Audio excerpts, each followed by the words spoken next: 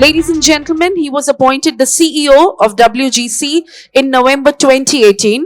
During his 35 years in the financial services industry, David has worked for a variety of highly regarded firms, most recently as the global head of fixed income macro products at Credit Suisse.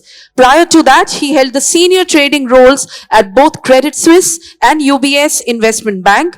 Presently, as an independent member of the Bank of England's FICC Market Standards Board, and he chairs the Precious Metals Working Group. Ladies and gentlemen, let's give a resounding round of applause to the towering personality that he is. Let's make some noise for Mr. David Tait.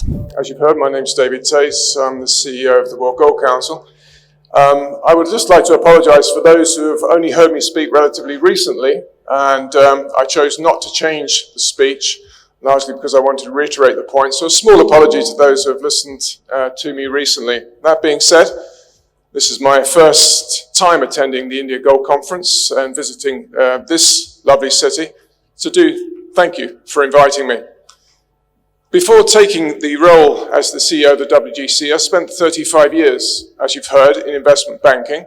I started my career at Goldman. I spent a long time at Bluecrest Capital as a partner and finished at Credit Suisse, as you've heard. During my last 5 years at Credit Suisse, I ran the firm's global macro division, which oversaw interest rates, FX, commodities, and electronic trading. But most significantly, somewhat ironically, I was also the person who shut down commodities trading at Credit Suisse, which included gold, precious metals trading. Why did I do that? Because it was simply too difficult, risky, complicated, and expensive to be involved with at the time. But at the time, it wasn't my job to figure out why it was difficult, risky, and expensive. I simply saved myself $500 million and improved my return on capital simply by closing down the business. However, now, again ironically, it is my job and the job of the WGC to figure out why. So with this in mind, after I joined the WGC, having come from, frankly, a different world, I recognized 4 key issues. First, I recognized a huge lack of trust in gold, both at a retail and institutional level, at least predominantly in the Western part of the world. We know from our own research that 50% of people don't trust gold, which has led to warnings not to buy the product from regulators. I asked myself, who could I turn to check the integrity of the product?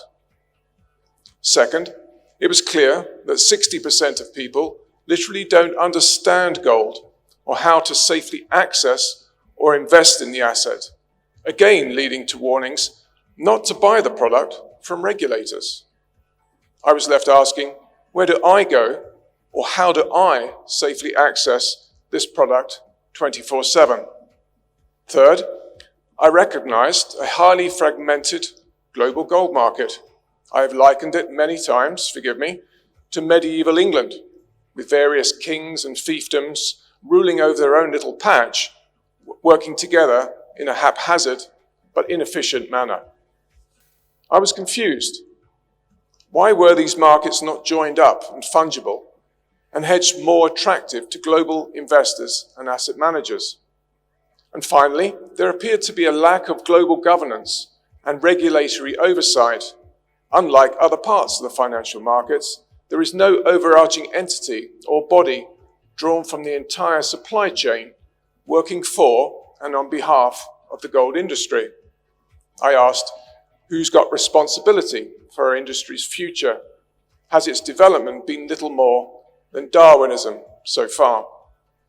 Incidentally, I was recently asked by a journalist, what does this utopia I suggest, I imagine, look like for the gold industry? I said I can see it pretty clearly. I see a totally secure, immutable, inclusive global ecosystem for all gold, presided over by utterly trusted gatekeepers, such that people know for certain that their gold has unimpeachable credentials. I see a time when it is understood by all that only gold from this ecosystem is acceptable, to invest in and own. And I see a time when if your gold is not part of this ecosystem, you will need to be concerned. And I see a time when the need to be part of the ecosystem becomes such a necessity to sell your gold that markets currently available for legally produced gold or mined by exploited children decline to nothing. And so, and in that context, the WGC have set out to solve for gold integrity, accessibility, and fungibility, and we are calling it our project Gold 247. First, integrity. The LBMA and WGC have partnered to develop and implement an international system of gold bar integrity. Last year, we worked with over 30 participants globally, representing the gold value chain, to trial the technology, proving that the industry can collaborate to find a shared solution to a shared problem. The integrity program will use blockchain to create an exhaustive, immutable database for all gold. And the aim is to expand the trusted, closed-loop ecosystem which currently exists for the 400-ounce gold bar market to incorporate smaller bars, including kilo bars. This will help consumers, investors, and all market participants trust that their gold is authentic, responsibly produced, and sourced. In this context, the WGC has invested heavily in a company called Exidras, whom we firmly believe can provide the necessary robust technology our industry needs. Global adoption of the Bullion Integrity Database is also the critical foundation for a more accessible and fungible market that will unlock much greater demand. But there is more work to do with respect to adoption and implementation across the entire industry, and consequently, I am currently working with my board, all 33 large-scale mining CEOs, towards adoption and leverage of this platform to bring greater transparency to gold doré flows from mine to refiner. We are confident that Exidras will sign up more participants from across the global gold supply chain to join the blockchain-based database and international system of integrity. With the Integrity Foundation in place, we're now turning our attention to solving for accessibility and fungibility. The gold market must undergo a digital transformation to allow transparent and effortless 24/7 retail and wholesale transactions. This means removing barriers to participation at both a retail and institutional level, and the introduction of a modern market infrastructure. As I mentioned, the current global market structure is hugely fragmented and prevents gold from being an easily tradable and globally transferable financial asset. Digitalizing the gold industry and market infrastructure is essential to solving this challenge.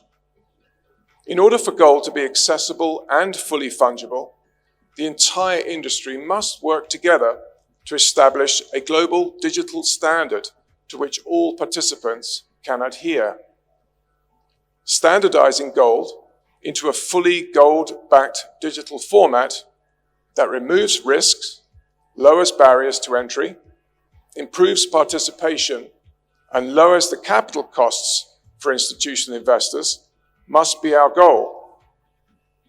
This will defragment the market, increase transparency, trust, participation, and crucially, demand for gold. We are, in essence, working to remove the very reasons I was forced to shut down the Credit Suisse operation.